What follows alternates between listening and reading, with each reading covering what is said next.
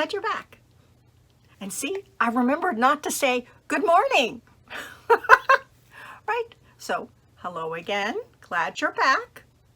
As you know, we've been reading a series of books about Rosa and her mother and Grandma and Aunt Ida and Uncle Sandy. Remember, the first book was a chair for my mother, in which Rosa and her mom and Grandma bought a beautiful big chair with the money they saved from that big empty jar, right?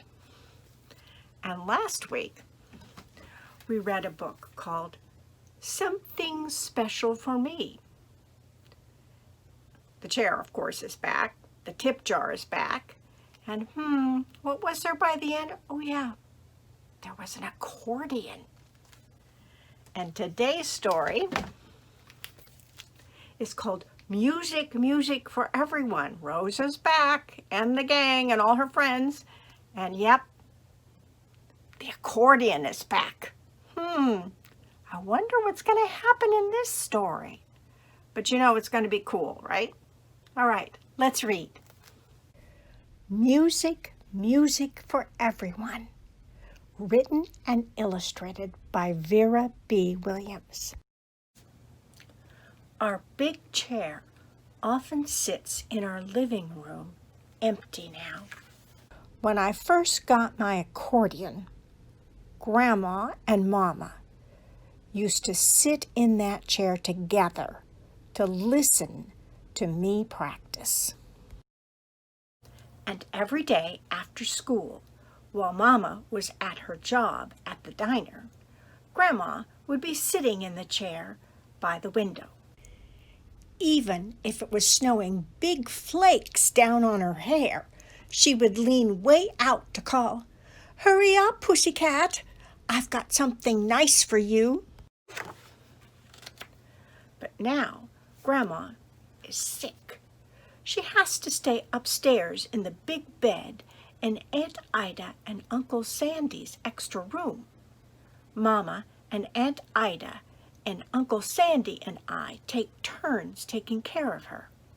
When I come home from school, I run right upstairs to ask Grandma if she wants anything. I carry up the soup Mama has left for her. I water her plants and report if the Christmas cactus has any flowers yet. Then I sit on her bed and tell her about everything. Grandma likes it when my friends Leora, Jenny, and May come home with me because we play music for her. Leora plays the drums. May plays the flute. Jenny plays fiddle, and I play my accordion. One time, we played a dance for Grandma that we learned in the music club at school. Grandma clapped until it made her too tired. She told us it was like the music in the village where she had lived when she was a girl. It made her want to dance right down the street. We had to keep her from trying to hop out of bed to go to the kitchen to fix us a treat. Leora and Jenny and May and I left Grandma to rest and went down to get our own treat.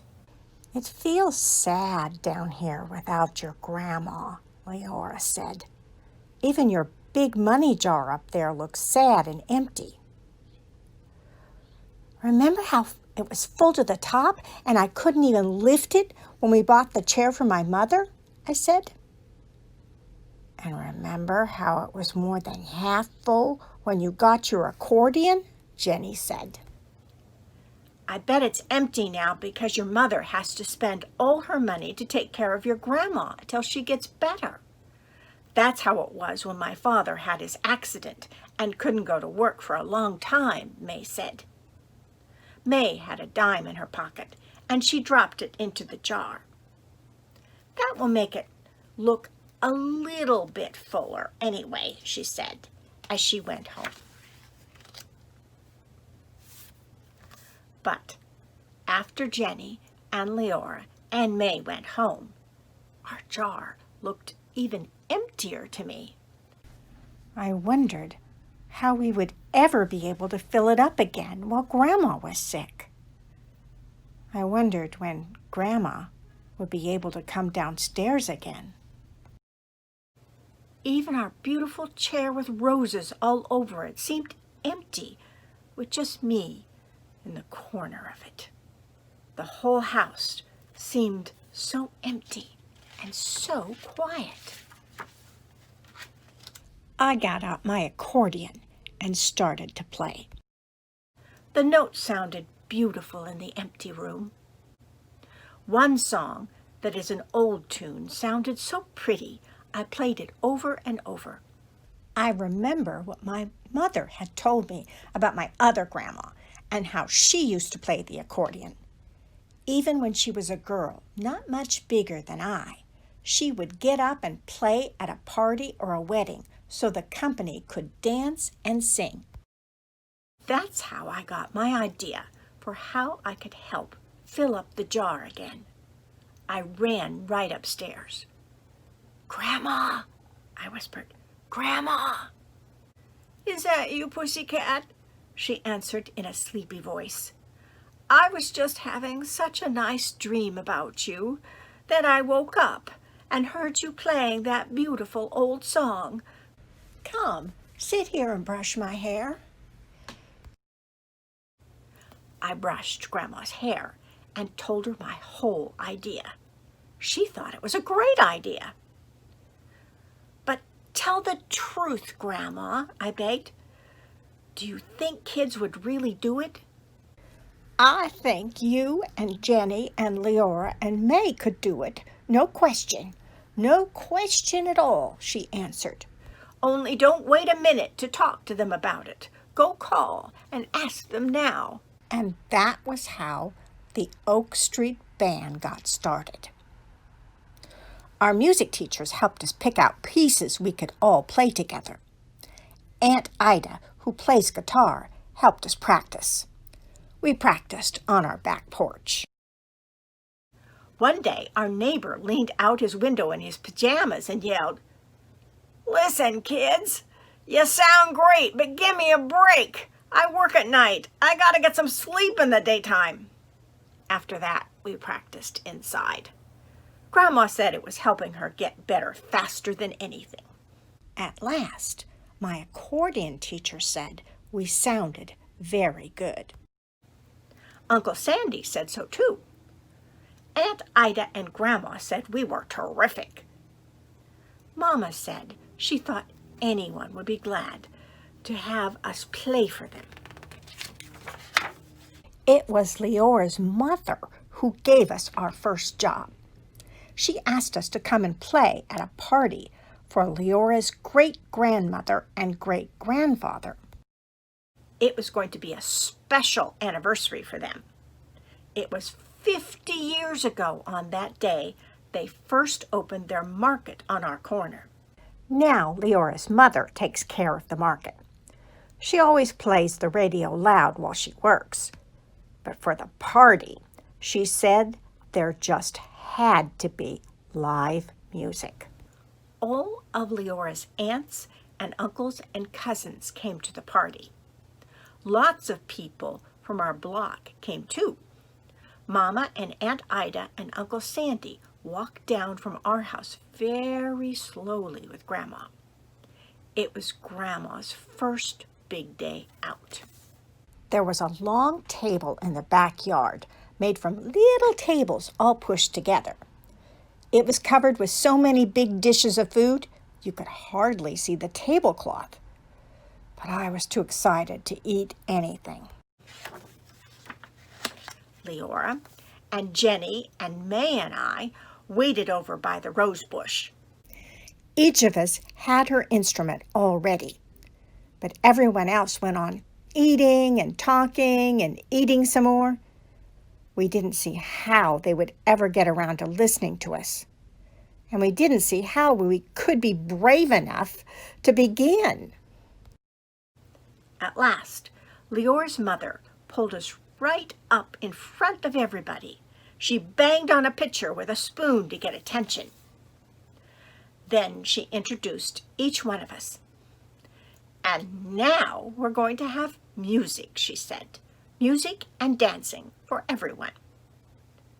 It was as quiet as school assembly. Every single person there was looking right at Leora and Jenny and May and me. But we just stood there and stared right back. And then I heard my grandmother whisper, "Play, pussycat. Play anything, just like you used to play for me." I put my fingers on the keys and buttons of my accordion. Jenny tucked her fiddle under her chin. May put her flute to her mouth. Leora held up her drums. And after that, we played and played. We made mistakes, but we played like a real band. The little lanterns came on, and everyone danced. Mama and Aunt Ida and Uncle Sandy smiled at us every time they danced by. Grandma kept time by nodding her head and tapping with the cane she uses now. Leora and Jenny and May and I forgot about being scared. We loved the sound of the Oak Street Band. And afterwards, everybody clapped and shouted. Leora's great-grandfather and great-grandmother thanked us. They said we had made their party something they would always remember. Leora's father piled up plates of food for us. My mama arranged for Leora, Jenny, and May to stay over at our house. And when we finally all went out the gate together late at night, Leora's mother tucked an envelope with our money into Leora's pocket. As soon as we got home, we piled into my bed to divide the money. We made 4 equal shares. Leora said she was going to save up for a bigger drum. May wasn't sure what she would do with her share. Jenny fell asleep before she could tell us. But I couldn't even lie down until I climbed up and put mine right into our big jar on the shelf near our chair. The end. Are you as impressed with Rosa as I am? My goodness, that girl is inventive and creative and such a good daughter and a good friend, right? Yeah. And plus, her friends as well, helping Rosa, and they made the Oak Street Band. They had a great party, and they started to make some money, huh? And wouldn't you know, what did Rosa do with the money? Yeah, she put it in that big jar. Rosa is quite something, isn't she?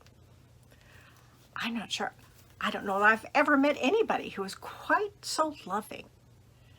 Now, next week, you will be excited to know that we have the final 4th book in the series, and this one is called A Chair for Always. And there's going to be a new addition to the family. Should be pretty exciting, huh? So, what do you think it is that makes Rosa so kind and helpful and loving? Maybe the love she has for her family and her friends? She really thinks about other people, doesn't she? I'm thinking, yeah, that's exactly what Jesus wants us to do, right? To think about other people and not always about ourselves. And that can be hard sometimes, can it? Because, hey, let's face it, we love ourselves a whole bunch, right? But to love other people, sometimes we have to think of them as well, right? So, have a good week. Keep up with those schoolwork. And I'll see you again next week, okay? Bye-bye.